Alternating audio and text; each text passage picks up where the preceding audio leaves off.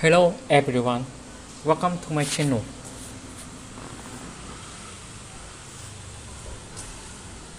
I still remember the way the light hit the table that Sunday, warm, peaceful, like nothing bad could ever happen under it. Then my dad leaned forward, his voice cutting through the quiet like a blade. "You'll give me half of your pension," he told my grandpa. No hesitation. No shame. My stepmom nodded, pretending it was the most natural thing in the world. Grandpa didn't argue. He just smiled, the kind of calm, heavy smile that hides more than it shows. Then he stood up, slowly, deliberately, and said, "The plan begins now." Everyone laughed, thinking he was just being dramatic. But when he walked away, something in his silence terrified me. 3 weeks later, that same house would be in ruins, my father's career destroyed, and my grandpa, the quiet man they tried to use, would prove he'd never been powerless. That Sunday started like any other family lunch: laughter, the smell of roast chicken, sunlight filtering through the curtains. Grandpa sat at the head of the table, calm and quiet, like always. My dad, Mark, was in one of his business moods, talking about bills, mortgage, and how everyone has to contribute. I noticed the tension before the words even came. Dad's voice dropped lower, more controlled. "You live here for free, Dad," he said, slicing his steak. "Half of your pension should cover rent. It's only fair." The fork slipped from my hand. I looked at him, waiting for a laugh, a joke, anything, but he was serious. My stepmother, Lisa, nodded without even looking up from her plate. "Yes, Mark's right. It's just practical. You have income, we have expenses." I. Grandpa set down his coffee mug and stared at the table for a moment. Then he looked up, eyes steady. "Fairness," he said softly, "is a word people use when they've already decided to be unfair." The air froze. No one spoke. Even my little brother Josh stopped chewing. Dad's face tightened. "We're just trying to balance things out. Don't make it emotional," he muttered. Grandpa didn't reply. He just smiled faintly, the kind of smile that told me he was finished with the conversation. He stood up slowly, pushed his chair back, and adjusted the sleeve of his old flannel shirt. "Enjoy your meal," he said quietly. "I think I've lost my appetite." Lisa sighed dramatically, whispering, "So sensitive." When Grandpa walked past me, I caught his hand for a second. His palm was warm but steady. He leaned toward me and whispered just loud enough for me to hear, "You'll see soon, Emma. People forget silence listens." That night, while the others were watching TV, I saw Grandpa sitting in the backyard, staring at the maple trees swaying under the fading light. A small notebook rested on his lap, its pages filled with handwriting so neat it looked printed. I asked softly, "Are you okay?" He smiled without looking up. "Better than I've been in years," he said. "Sometimes the storm doesn't come to destroy you, Emma. It comes to show who built their house right." I didn't understand what he meant. Not yet. But that dinner, that single moment, cracked our family open. And once cracks appear, they never stop spreading. 3 days passed after that lunch, and the house felt different. The air was heavier, conversations shorter. My dad avoided Grandpa at breakfast, and Lisa suddenly began locking certain kitchen cabinets, muttering about organization. Grandpa didn't react. He spent most of his time upstairs, quiet, reading in his room or walking in the garden with that same mysterious calm. One afternoon, while looking for an old photo album, I went up to the attic, a dusty, slanted space that always smelled like cedar and thyme. As I moved aside a stack of boxes, something caught my eye. A small brown briefcase tucked behind a trunk, labeled Harper, 2010. Curiosity prickled my skin. I opened it. Inside were stacks of documents, thick envelopes, stamped papers, photocopies of checks. The top page read, "Purchase Agreement, 2847 Maple Street." My breath caught. That was our house. Every signature on the documents was my grandfather's, every payment slip, every repair receipt except for one line, the property title. That name belonged to my father, Mark Harper. I sank to the floor, my heart pounding. Grandpa had bought the entire house, but gave the title to Dad, and now Dad was charging him rent? I took the briefcase downstairs, hands trembling. Grandpa was in the kitchen, washing dishes like nothing was wrong. "Grandpa," I whispered, placing the briefcase on the counter. "What is this?" He looked at it for a long moment before drying his hands. Then he smiled, faintly. "So you found it," he said. "You bought this house, didn't you? Every cent came from you." He nodded once. "I did. 15 years ago. Your father was struggling young family, new job, too many bills. I wanted him to have stability. So I paid for it, but I let him put his name on the title. Thought it would help him build credit." I stared at him, my stomach twisting. "And now he's making you pay rent?" "That's how life works, Emma," he said quietly, pouring tea. "You build something strong, and sometimes the people you built it for try to sell the bricks back to you." The sadness in his voice hit me harder than anger ever could. "Why don't you confront him?" I asked. "Confrontation only works when the other side has a conscience," he said. "No, I think I'll handle this differently." He walked to the window, watching the sunlight fade over the lawn. "They think age makes you blind," he murmured. "But I see perfectly well, and I've been an engineer long enough to know one thing." He turned to me, eyes sharp as glass. "Even the strongest house collapses if you remove the right beam." That night, I couldn't sleep. The attic, the documents, his words, they all echoed in my head. I didn't know it then, but Grandpa had already started removing the first beam. The next morning, I woke to the sound of the printer humming in the kitchen. Lisa was standing by the counter, arranging a neat stack of papers. When she noticed me, she smiled with that brittle politeness she used whenever she wanted to look in control. "Morning, Emma. Just a little structure for everyone." I glanced at the title across the top page, House Rules and Expectations. There were bullet points, bold fonts, and underlines. Quiet hours, 10 p.m., 7 a.m. Kitchen access, shared schedule, Lisa has morning priority. Living room TV, for household use only. Utilities and maintenance, subject to contribution. At the bottom, in smaller print, effective immediately, applies to all residents, including Mr. Harper, Grandpa. I wanted to tear it up. "Are you serious?" I asked. "It's not personal," Lisa said, her tone sugary. "It's just about boundaries. Your grandfather needs structure." "Structure?" I repeated, feeling heat rise in my chest. "He's 70, not a tenant." Dad walked in then, holding his travel mug like a shield. "Emma, enough. It's just easier this way. Mom and I are busy. We can't have chaos here." "Mom." He'd started calling Lisa Mom in front of me like rewriting history would make it real. Grandpa came downstairs right then, dressed neatly in his navy cardigan. He didn't even blink when Lisa handed him the paper. He took it, scanned it once, and folded it neatly into his pocket. "Clear is good," he said calmly. "Clarity helps everyone." Lisa blinked, thrown off by his composure. "Exactly," she said quickly, thinking she'd won. After breakfast, Grandpa asked me to take a walk with him. The morning air was crisp, sunlight glinting off the dew in the grass. "You didn't argue," I said quietly. "No," he replied.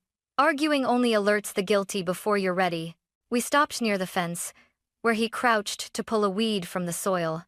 His movements were slow, precise. "Emma," he said, "when people start creating rules for you in your own home, they've already declared war. They just haven't said it out loud yet." I didn't know what to say. His calmness unnerved me like watching someone stand still while the ground cracked beneath them. That evening, when I passed his study, I saw him writing in his notebook. His pen moved methodically, each line dated and numbered. On the top margin, he had written one word in neat, careful letters: evidence. I stood there, frozen in the hallway, realizing that Grandpa wasn't surrendering. He was documenting. And that's when I began to understand this wasn't going to be a quiet war. 2 days later, Grandpa asked me to drive him downtown. He was dressed in a pressed shirt, his gray hair combed neatly back, his briefcase resting on his lap.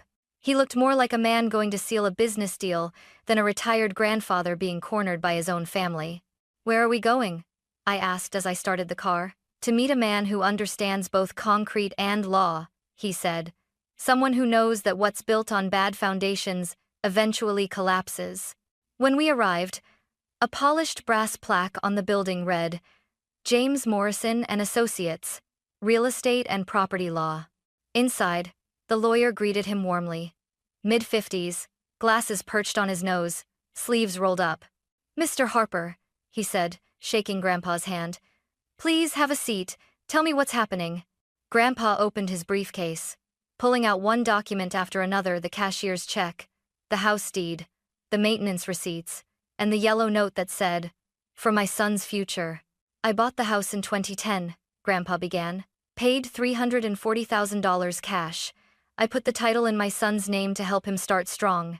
Now he's asking me for half my pension as rent. James adjusted his glasses, scanning each page. His expression grew sharper with every line. You funded everything, he said slowly. You have receipts, the check, your handwriting. That makes you the equitable owner. So what does that mean? I asked. It means, James said, leaning forward, we can file for what's called a constructive trust. Under Oregon law, if one person pays for a property but another holds the title, the court can recognize the real owner, the one who provided the money. Grandpa smiled slightly. Then it's time the court remembered me, James nodded. You'll need to gather everything: proof of payment, maintenance, communication. The more precise, the stronger your case. Once we file, they'll be served within 48 hours. Grandpa reached into his wallet and wrote a check for $8,000 on the spot. His hand didn't even tremble. Let's begin, he said. When we got home, the smell of dinner filled the air: roast chicken again, almost mockingly familiar. Lisa was at the table, typing on her laptop. Dad was flipping through papers. You're late, Dad said flatly. Just errands, Grandpa replied. Lisa slid a sheet of paper across the table. Since you didn't confirm the rent, we've adjusted it to $1,500. Fair market rate for the neighborhood. Grandpa looked down at the paper, then at her. He smiled, just faintly. Fairness, he said, seems to get more expensive every week. Then, to my shock, he picked up the paper, signed it neatly, and tore it in half. There, he said softly, placing the pieces on the table. Now it's worth exactly what it deserves to be. Lisa's face turned red. Dad slammed his palm on the table. Dad, you can't just— I can, Grandpa interrupted, his voice level, because I've been paying for this house long before either of you called it home. He stood up, walked past them, and said over his shoulder, You'll get your rent soon enough. Just not from me. That night, I found him in his study again, scanning documents into his laptop.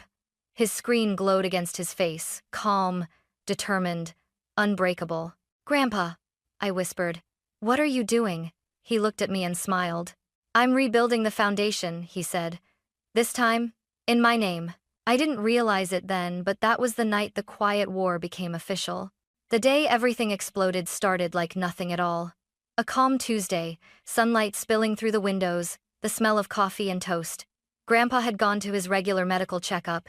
He waved goodbye with that steady smile, telling me not to worry. By late afternoon, the quiet in the house started to feel wrong. The kind of wrong you can't name, but you can feel pressing at your ribs. When Grandpa came back, he looked tired, but when he reached the front door, his expression changed. His key wouldn't turn. He tried again. It didn't fit.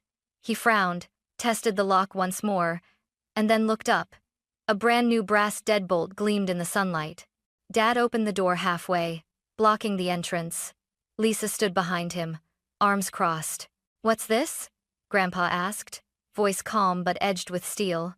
A boundary, Dad said. You don't live here anymore. Excuse me? You sued us, didn't you? Lisa snapped. We know about the lawyer, the papers. Don't pretend. My stomach dropped. Dad, I tried, but he cut me off. Stay out of it, Emma. This is between adults. Grandpa looked at the two of them like a teacher watching children misbehave. You've changed the locks on your own father, he said quietly. Do you understand what you've done? You made your choice, Dad said coldly. Now live with it. Grandpa reached into his jacket pocket, pulled out his phone, and pressed record. His voice was low, steady, deliberate. For the record, he said, my name is Sylvester Harper.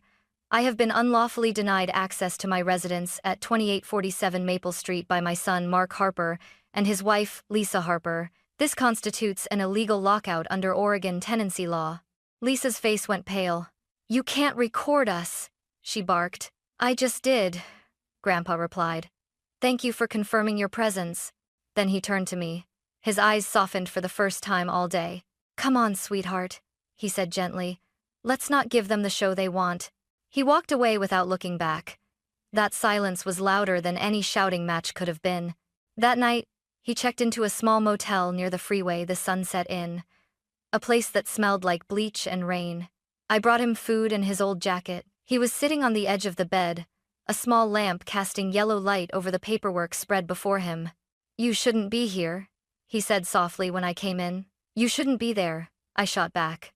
"They changed the locks, Grandpa. They stole your house." He smiled faintly, his calm unbroken.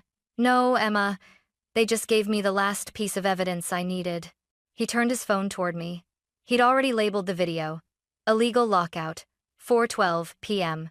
"They think this is power," he said, "but it's confession." 3 days later, Dad and Lisa were served. A process server showed up right at dinner time, handing over a thick envelope. Sylvester Harper v. Mark Harper and Lisa Harper, petition for constructive trust and illegal eviction. Lisa's scream echoed through the house. "He's suing us? He's lost his mind," Dad shouted, throwing the papers onto the table. I watched from the hallway, frozen between shame and pride. Grandpa's war had officially begun, and he wasn't losing this one. That weekend, I went to visit Grandpa again. He was at the motel desk, sorting receipts into neat folders. Motel bills, food costs, copies of legal correspondence. "Why are you keeping all this?" I asked. "Documentation," he said simply. "They'll pay for every dollar they tried to take from me." He looked up at me then, eyes gleaming with quiet fire. "Emma, do you know what happens when people build on a lie?" I shook my head. "The ground caves in. It always does. All you have to do," he said, tapping his temple, "is stand still long enough to watch it happen." That night, I drove home alone. From outside, through the living room window, I could see Dad and Lisa arguing, her waving papers in the air, him pacing like a trapped animal. For the first time in my life, I wasn't scared of their voices. I was scared for them, because my grandfather, the quiet man they thought they could corner, had just started a legal firestorm that neither of them was strong enough to survive. And somewhere deep down, I realized something chilling. He hadn't lost control. He'd given it to them just to see what they would do with it. And now, he was going to take it all back. The courthouse smelled like polished wood and nerves. I sat beside Grandpa that morning, clutching my bag like it could somehow keep my heart from pounding out of my chest. He looked calm, impossibly calm in his gray suit, a simple tie, and his worn leather briefcase resting by his feet. Dad and Lisa arrived 10 minutes late. She wore her favorite pearl earrings, like this was a brunch invitation, not a lawsuit. Dad didn't look at us. His jaw was tight, hands clenched in his lap. When the judge entered, everyone stood. The gavel cracked like thunder. Case number 20. 2-417. Harper versus Harper. Constructive trust and unlawful eviction. Hearing my last name repeated on both sides of the courtroom made me want to disappear. James Morrison stood and presented the first exhibit. A blown-up image of a cashier's check, $340,000, dated March 2010. "Your Honor," he said clearly, "this check came from Mr. Harper's personal account. He purchased the property in full. No mortgage, no loan. Every receipt, every repair, every improvement since then paid by him." He slid the binder of receipts forward. Roof replacement, furnace upgrade, property taxes, all under Grandpa's name. Lisa leaned over to whisper something to Dad, but the judge cut her off sharply. "Mrs. Harper, you'll remain silent, unless spoken to," James continued, his tone sharp and controlled.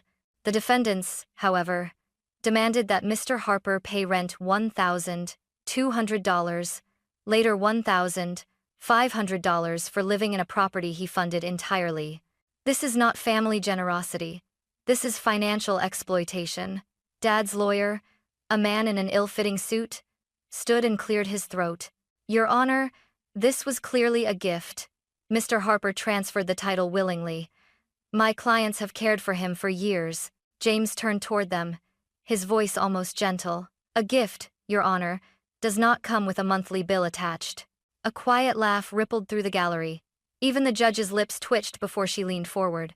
Mr. Harper, the son, she said, addressing my dad directly, did you contribute any money toward the original purchase of this property? Dad hesitated. Not directly, but it was, yes or no, Mr. Harper, he swallowed. No, Your Honor. And did you or your wife pay for property taxes, maintenance, or renovations in the past 15 years? No, he admitted softly. Lisa shot him a glare, sharp enough to cut glass. The judge made a note. Proceed. Then James called the forensic examiner, a man with silver hair and a calm authority. He explained how every transaction was traced, every deposit verified. In my expert opinion, he said, 100% of the funds used for purchase and maintenance originated from Mr. Harper's accounts. No financial contribution from the defendants was identified. It was clinical, precise, and devastating. When Patricia Henderson, the neighbor, took the stand, her voice trembled but never broke.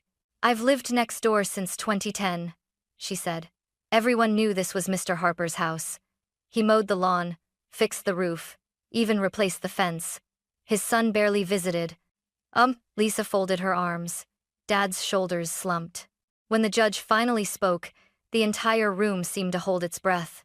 Based on the evidence presented, this court recognizes the plaintiff, Mr. Sylvester Harper, as the equitable owner of the property at 2847 Maple Street. She paused, letting the words hang like a verdict carved in stone. Furthermore, the court finds that the defendants engaged in unlawful eviction.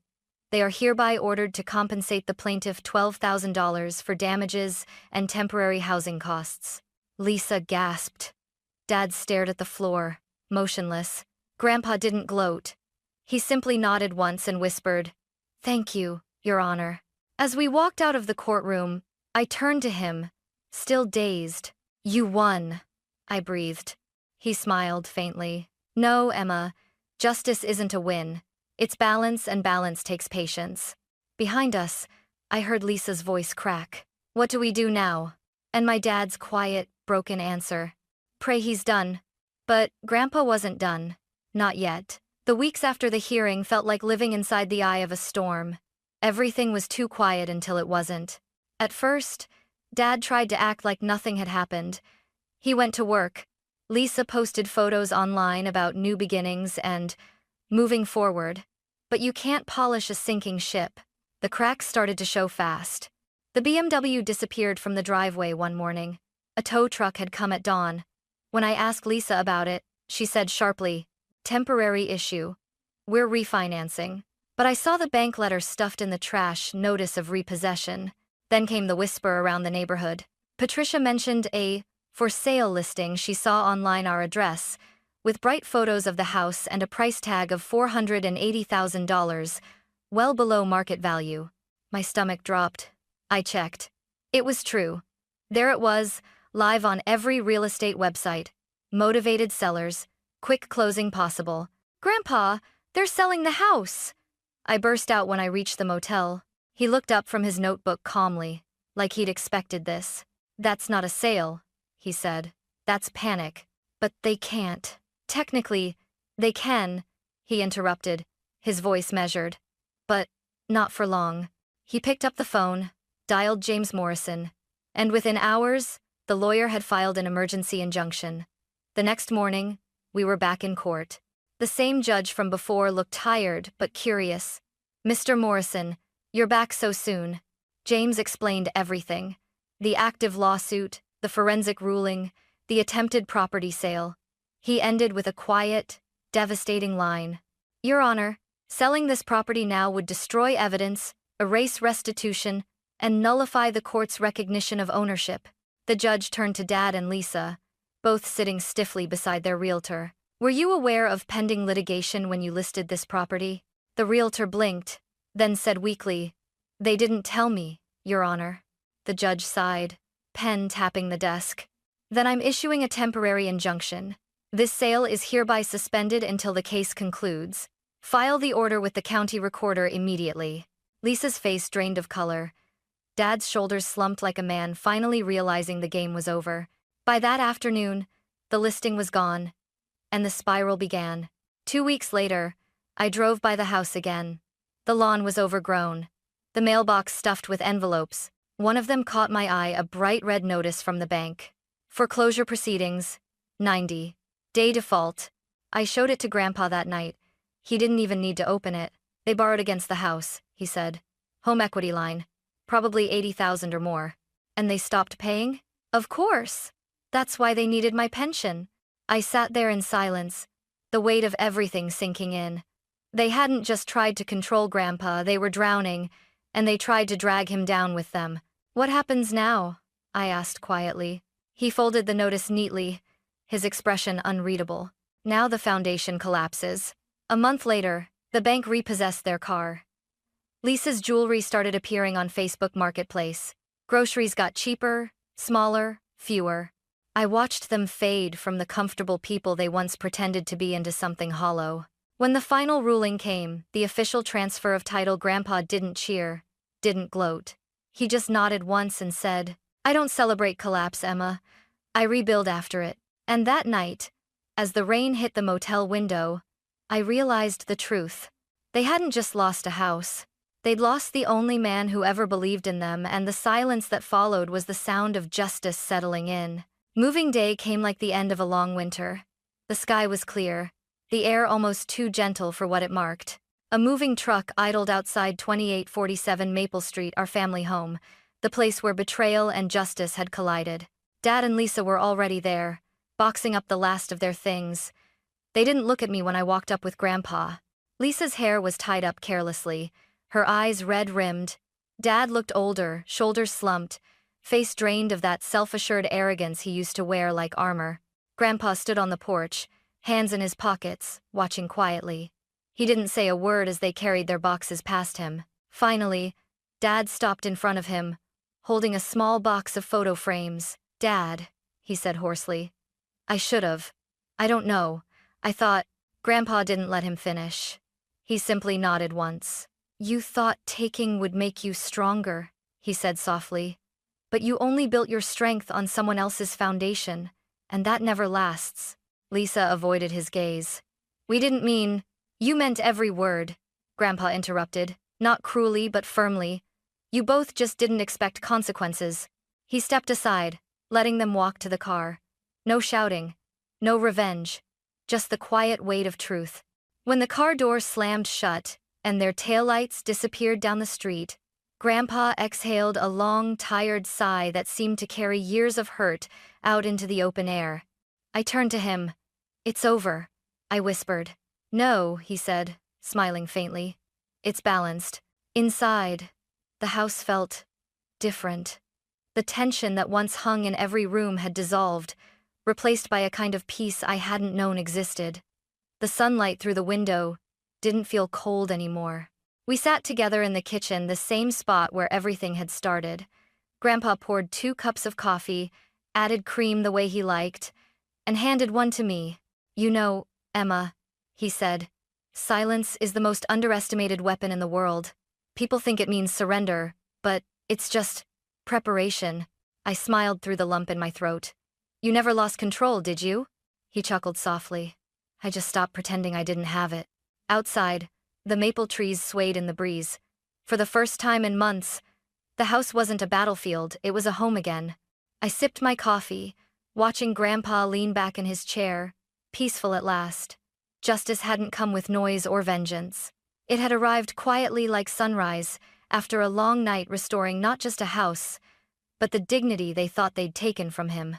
And this time, the silence wasn't war, it was victory.